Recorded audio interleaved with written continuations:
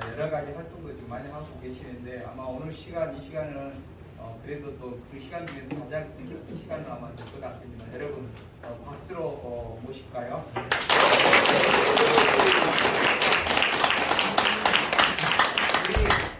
우리 요양보호 선생님들을 뵈니까 2018년도에 제 모습을 보는 것 같습니다. 저도 2018년도에 여러분들하고 똑같이 자리에서 요양보호사 자격시험을 보고요.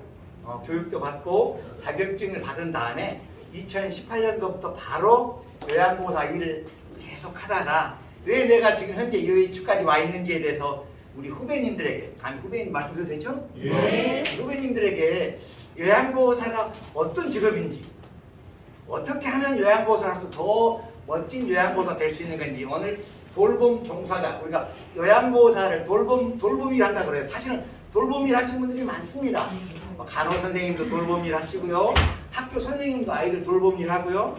유치원의 선생님도 돌봄일, 다 돌봄이잖아요. 우리는 돌봄 종사자로서 이 전문 돌봄 종사자가 되기 위한 마음 자세를 어떻게 가져야 하나.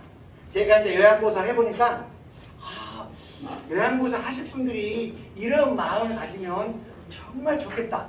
내가 경험담을 말씀드리고 여러분들도 궁금한 거 여쭤보고 우리가 오늘 재밌는 시간을 가져보게요. 잠깐 저를 소개하겠습니다. 저는 이웃분들의 브랜드의 가치를 높이는데 도움을 드리기 위해서 드림 브랜드 컨설팅이라는 1인 기업을 운영하고 있는 대표 정용수라고 합니다. 네. 저는 하는 일이 하도 많아가지고 아까 원장님이 말씀드렸지만 이것저것 하는 일은 도대체 저분이 어떤 일이 주 업무야 이렇게 생각하실지 모르겠지만 요즘은 엔잡러라고 여러 가지 일을 하는 게 요즘 시대 사람이랍니다.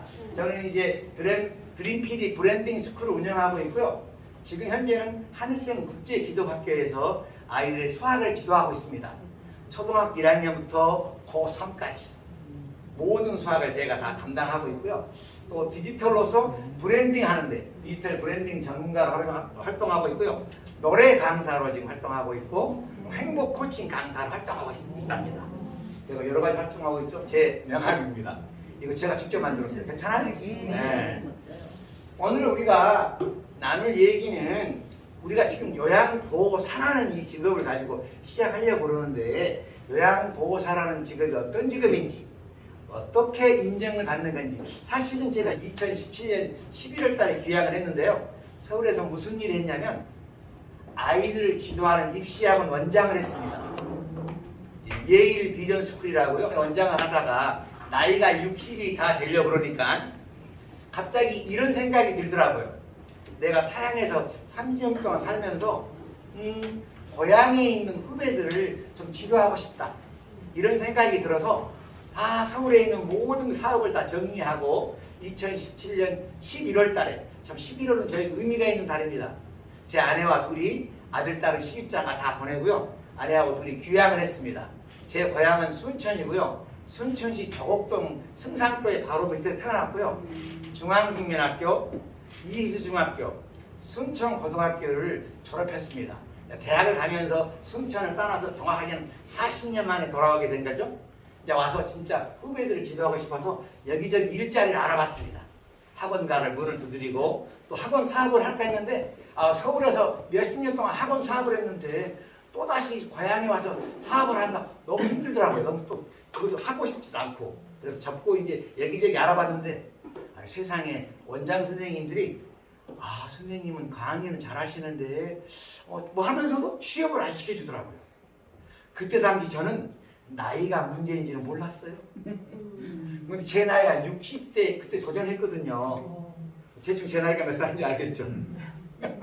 그래서 저는 될 것이다 생각하고 열심히 했더니 뭐 제한이 안 들어오는 거예요. 그래서 이제 하나님, 제가 예수 믿는 사람이니까 하나님이 나는 아이들을 지도하는데 기회를 다 끝났나 보다. 새로운 일을 개척해 봐야지 하고 계속 그냥 백수로 그냥 거의 몇 달을 지냈죠.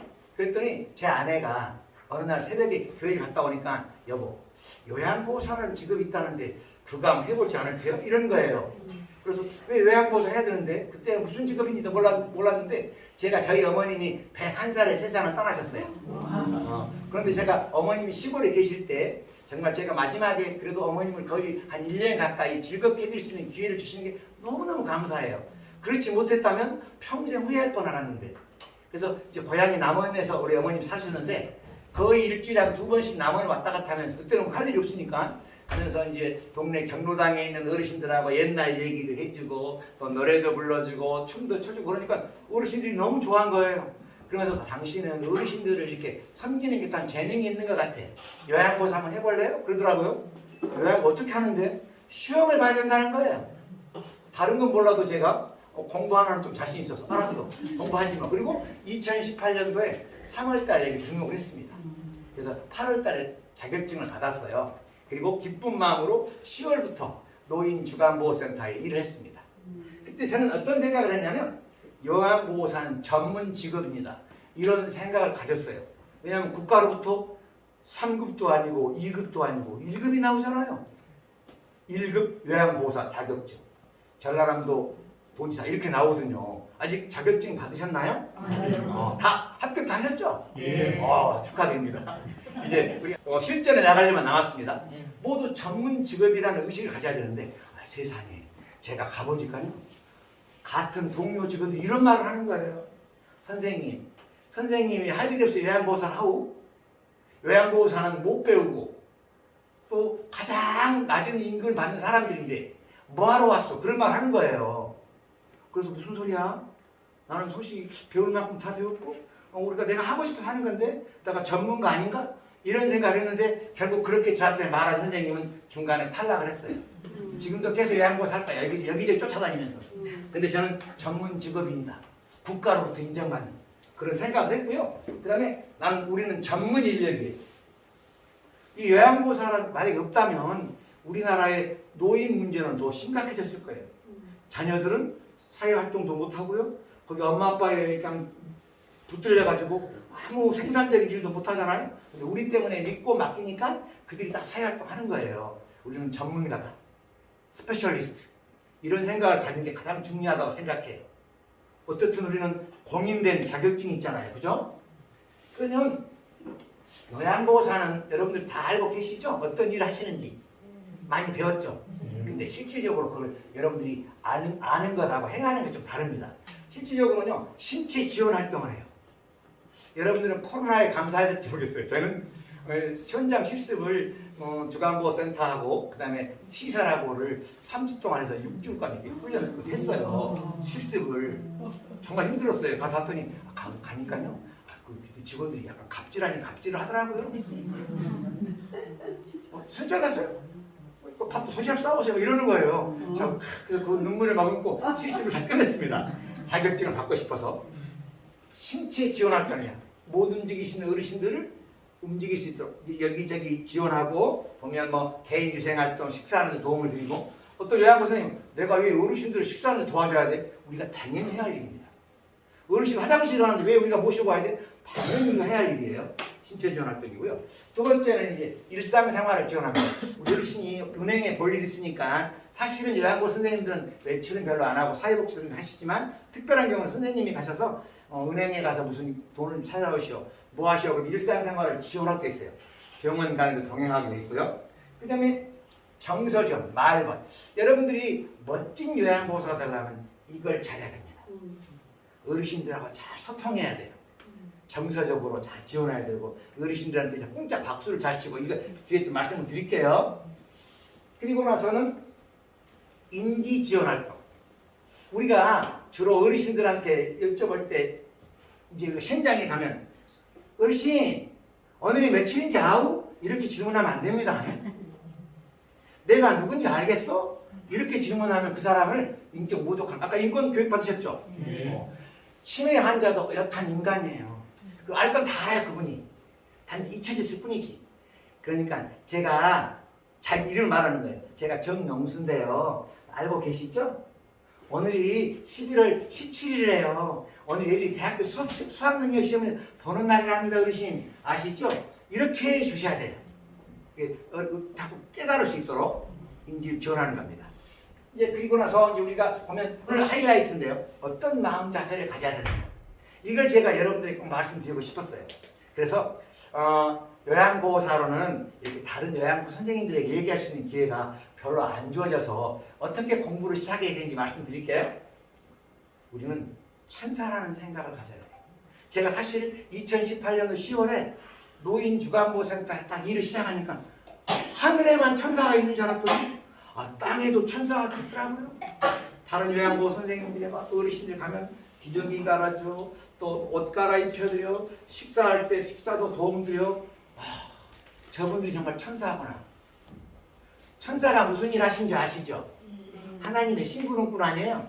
우리는 이 땅에 있는 천사라는 생각을 가지셔야 돼요. 그런 마음을. 그래야 피곤하지 않습니다. 나는 지금 천사 일을 하고 있다.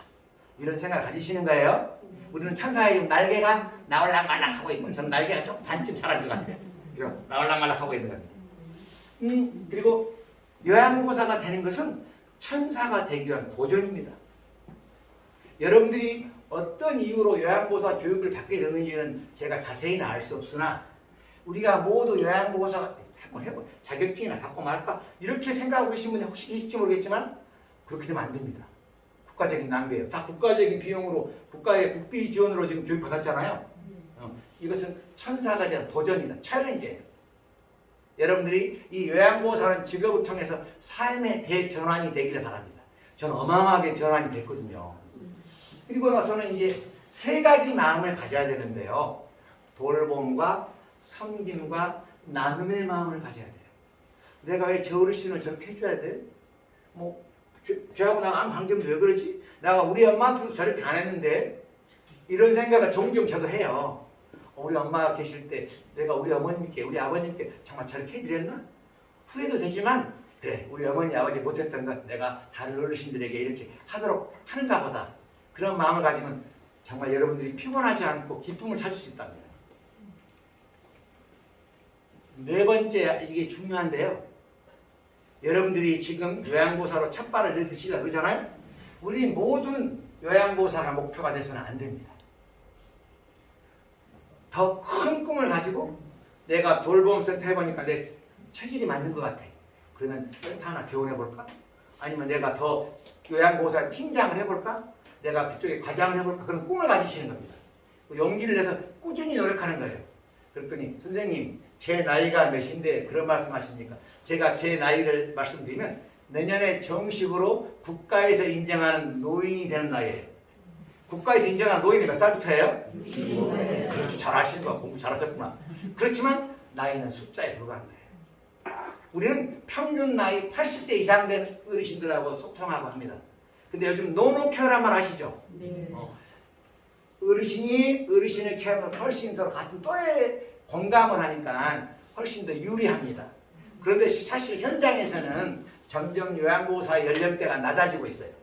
40대, 30대 이런 요양보호 선생님이 많이 지금 필드 일하고 계시거든요. 용기를 내는 게 제일 중요해요. 꿈을 갖는 거. 그리고 제가 자격증 따는 것만 이번 교육의 목표가 돼서는 안 됩니다. 면허증이 장롱 면허증이 되도록 하면 안 됩니다. 우리는 어쨌든 간에 뭐 5, 6개월 정도는 일을 해야 되겠지만 우리가 이렇게 자격증만이 목표가 돼서는 안 되고요. 여러분 요양보호사로 함으로써 돌봄과 섬김과 나눔의 마음을 가지고 이분들을 내가 섬김으로써 나는 천사가 되는 거야. 이런 생각을 하시면 훨씬 덜 피곤하고 재미가 있습니다.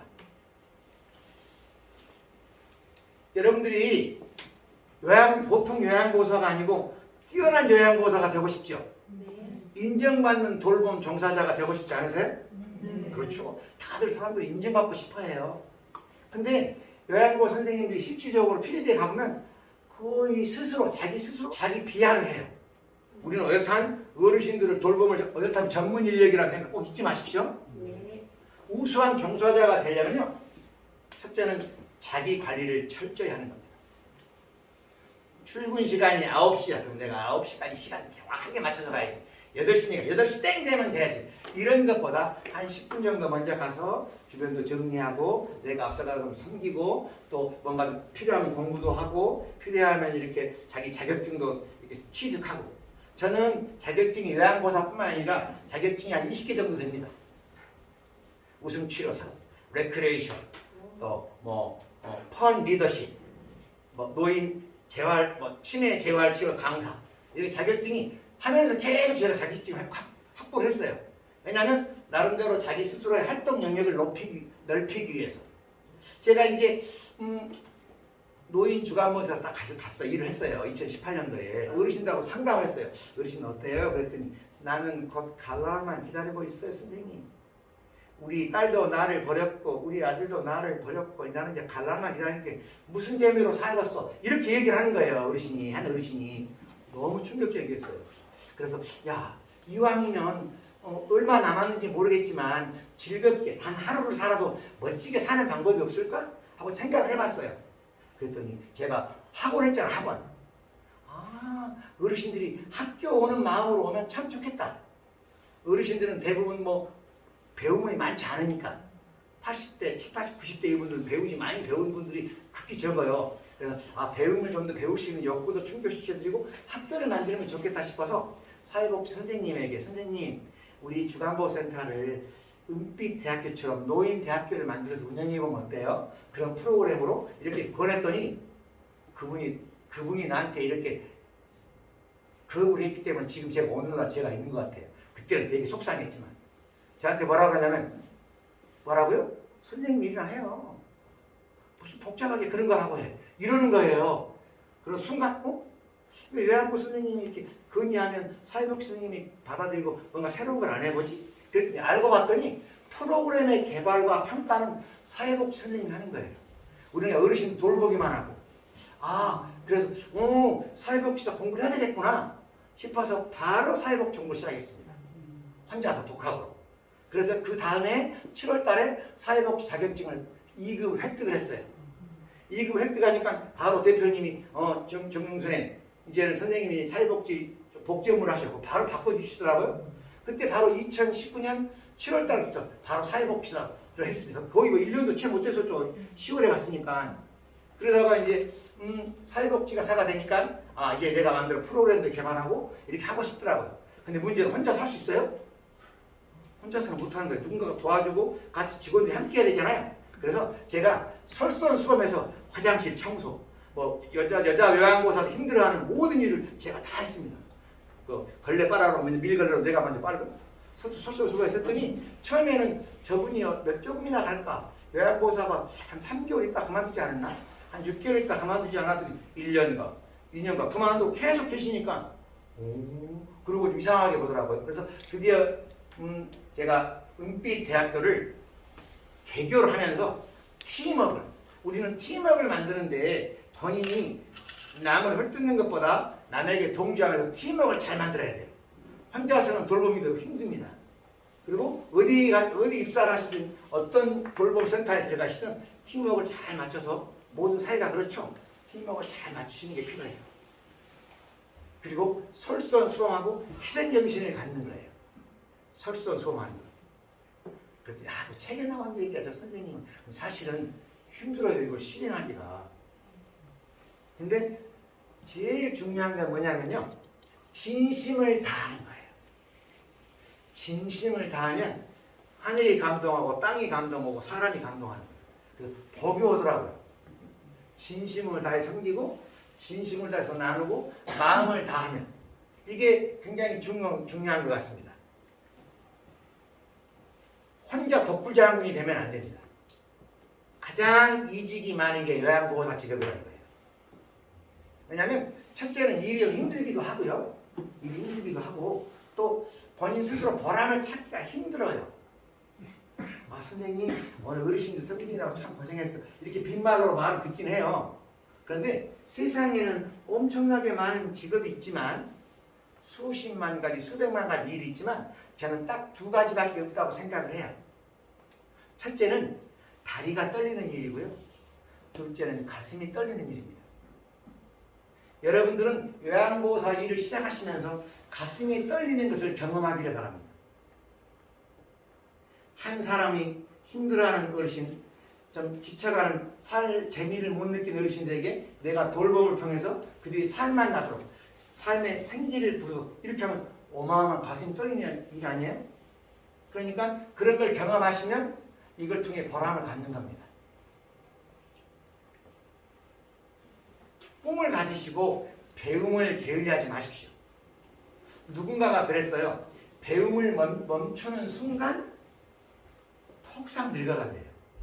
제가 지금 처음에는 가가오 노인 주간보호센터에 있다가 가가오와 마음의 합해서 지금은 더해봄 노인복지센터에 홍보 기획이사로 있었습니다.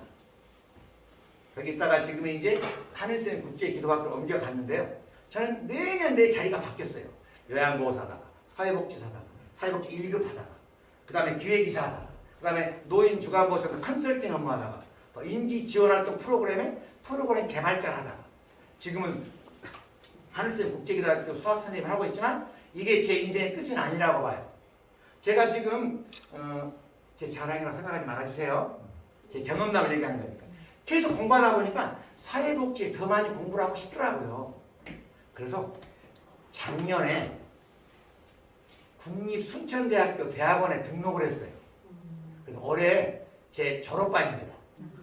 제 졸업 논문의 주제가 뭐냐면요. 제가 은빛대학교 만들었던 프로그램을 졸업 논문을 하라고 교수님이 말씀하셔서 지금 졸업 논문 준비 한참 하고 있습니다. 만만치는 않더라고요. 역시 배울 때 배워야 되는데 이 나이가 들어 배우니까 조금 어렵긴 하지만 절대 포기하지 않고 계속 하는 겁니다. 여러분들도 꿈을 갖는 거예요. 아, 정용수라는 사람한테나 다 될 수 있어요. 우리가 목표를 가지고 계속 나는 공부하는 것이요. 공부하는 거 싫으면 연주를 하시거나 노래를 하시거나 자기의 재능을 발견하는 거예요.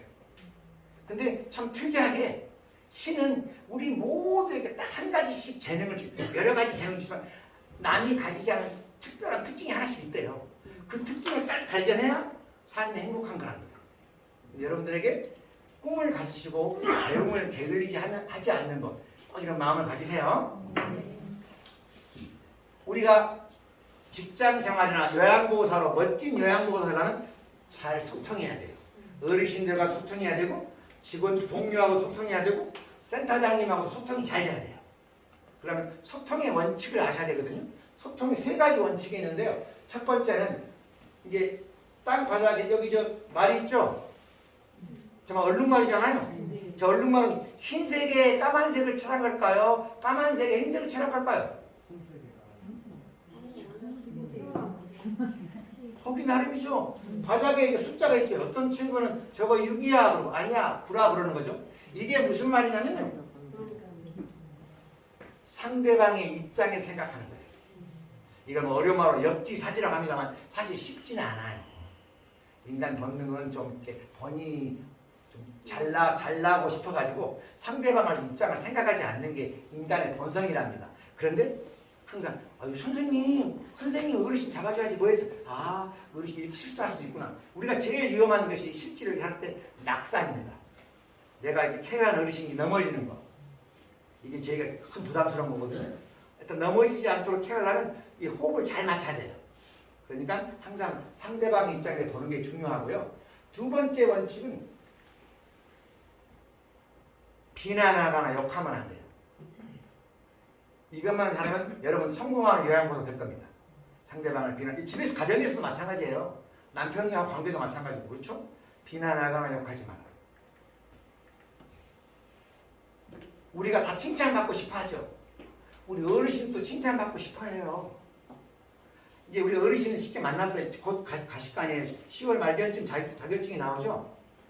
그리고 11월 말쯤 나오지 않나요? 12월. 12월에 나와요? 네. 딱 좋네. 내년에 다 인력도 이렇게 새로 배치하고 이렇게 교체할 때 여러분들이 취업하기는 좋을 것 같습니다. 중간에 들어가기보다.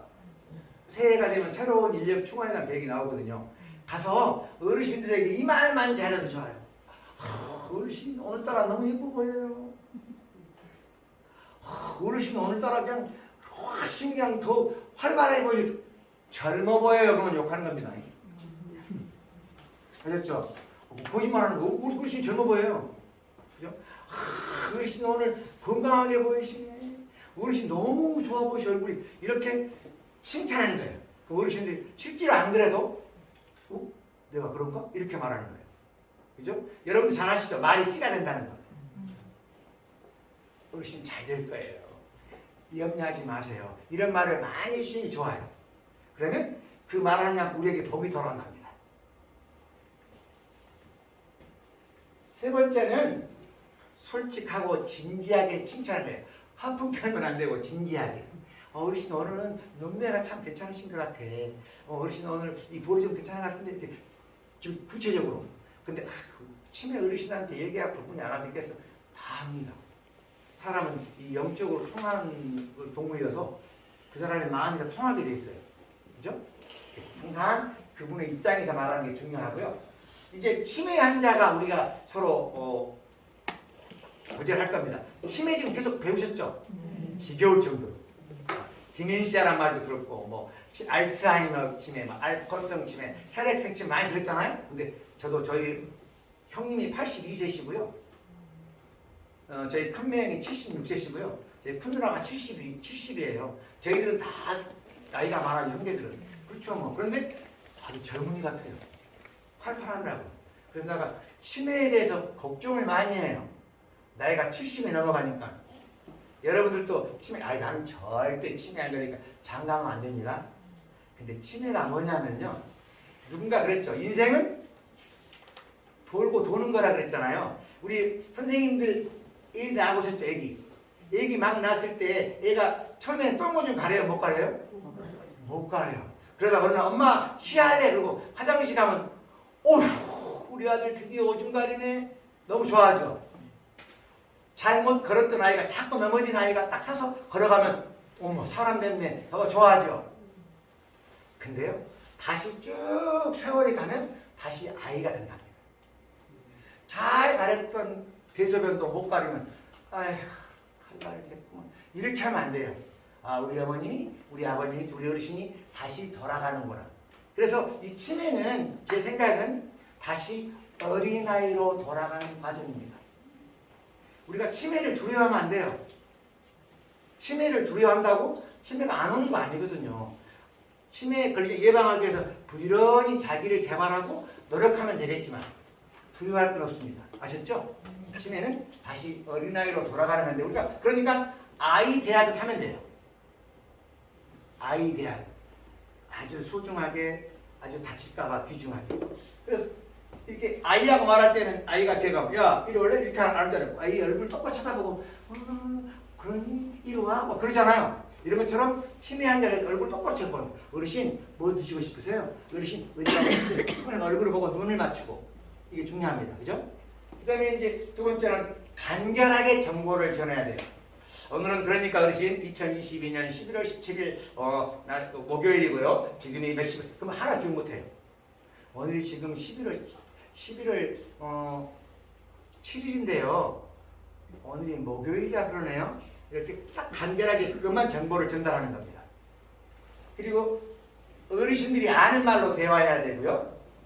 납득할 수 있도록 대화해야 돼요. 알아들을 수 있도록 대화해야 되고요. 그 다음에 사실이 아니더라도 노인의 말에 맞추는 거예요. 여러 선생님들이 실제로 필드에 가보면 이런 분들이 계십니다. 방금 점심 식사했어요. 그런데 딱 돌아서니까 선생님 나 밥 언제 줘? 이렇게 황당한 말을 했습니다. 그럴 때 선생님들이 어르신 정신이 있는 거야 없는 거야 지금? 조금 전에 식사했잖아요. 무슨 말 하는 거예요? 그러면 큰일 납니다. 우리는 그러면 전문가가 아닌 거예요. 그래요 어르신? 제가 어르신 식사를 한 줄 깜빡 잊고 못 드렸네. 점심시간이 지났으니까 내가 식사 대용으로 다른 마실 거라도 드릴게요. 하고 그분 인정하면서 다른 걸 드리는 거예요.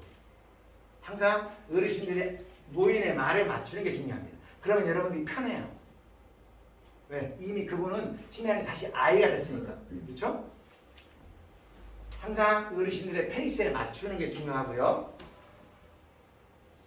제일 우리가 주의할 것이 애기 대하듯 하면 안 돼요. 어린애 대하듯. 그러면 센터장님이나 복지원이 우리 다 보고 있거든요. 다 우리 누군가가 모르게 그 선생님이 돌보미 일을 잘하고 있나 못하고 있나 항상 누군가는 지켜보고 있어요. 아무도 안 봐도 하늘에서 보고 있을 거 아니에요. 어린아이 대하듯 하면 안 돼요. 인격적으로 하나의 인간으로 이렇게 대하고 진심을 다해 대하는 게 중요합니다. 항상 그 현실을 알려주는 거예요.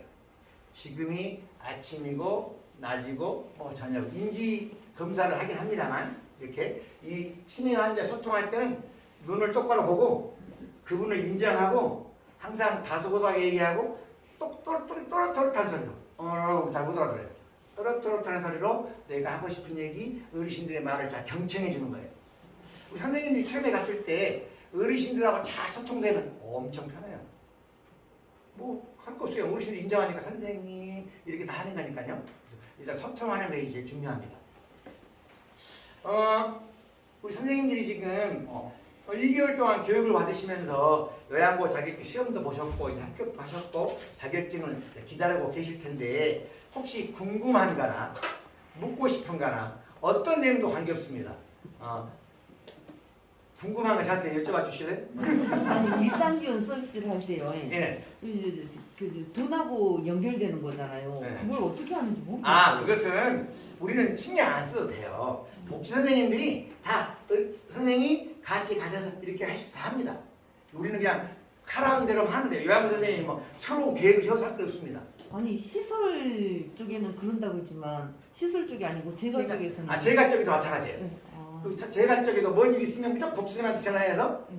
딱 너 그쪽으로 넘기나 사회복지선한테 선생님 어르신이 이거 해달라면 어떻게 할까요? 이렇게 물어보는 거예요. 센터장한테 연결. 센터장이든 저기 사회복지 선생님이 이렇게 우리 방문센터도 다 복지선 계시거든요. 우리가 막 미리 판단하고 하시면 다음에 책임 때문에 골치 아파요. 제일 오면 괜찮은 것 같아. 우리가 어쨌든 간에 보고만 잘하면 되니까.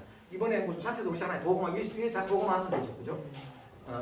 일상생활 지원이나 뭐 신체 지원은 선생님들이 크게 걱정 안 하셔도 돼요. 또 다른 거 궁금한 거 있나요?